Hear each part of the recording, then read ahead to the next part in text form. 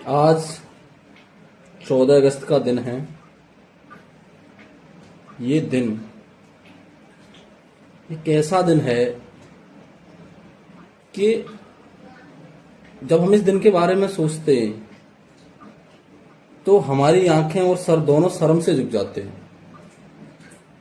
आज ही के दिन 1947 में एक कलम के द्वारा साइन हुए थे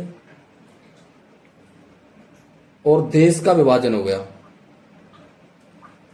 ये विभाजन दो नेताओं की सत्ता पाने की ललक के कारण हुआ और इसका प्रभाव क्या हुआ? इसका प्रभाव ये हुआ कि 9 मिलियन लोग, लगभग 90 लाख लोगों ने अपनी जान गंवा दी। लाखों लोग विस्थापित हो गए। लाखों महिलाओं के साथ बलात्कार हुआ। हम उस समय नहीं थे, लेकिन कभी मौका मिले तो अपने जो घर में बुजुर्ग हैं उन लोगों से पूछना कि उस समय देश के क्या हालात रहे होंगे। मेरी नानी बताती थी,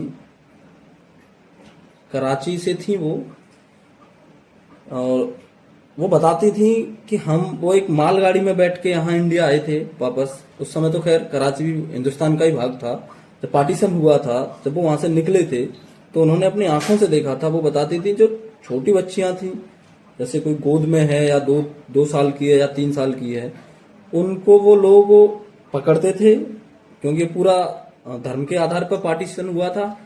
मतलब जो मुस्लिम बाहुल्य क्षेत्र था उसको पाकिस्तान बना दिया गया, क्योंकि जिन्ना ने ये कहा था कि हिंदू मुस्लिम एक साथ नहीं रह सकते। तो जो हमारी हिंदू जो लड़कियां थी, जो बच्चियां थी, छोटी बच्चियां थी, उनको उठाते थे वो और जमीन में पटक दिया जाता था और मार दिया जाता था। और जो जिनकी उम्र ज्यादा थी, 14, 15 या 20 साल या जो भी थी, उन लड़कियों के साथ बलात्कार किया जाता था या और उन्हें जबरन अपने पास रख लिया जाता था। नानी बताती हैं कि उनका परिवार बड़ा मुश्किल से वो लोग यहाँ पे आए थे और यहाँ सादाबाद के पास एक गांव पड़ता है घड़ी एवरन, वो वहां पे बसे थे आकर।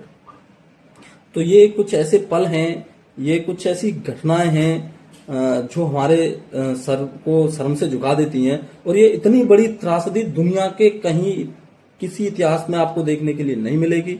इतने बड़ा शरणार्थी जो रिफ्यूजी हुए, जिन्होंने अपना घर छोड़ा और यहाँ आके किन किन परिस्थितियों में रहे। उस समय यहाँ पे बारिश का मौसम था, ठंड भी बहुत पड़ रही थी, तो रहने के लिए कोई जगह भी नहीं थी।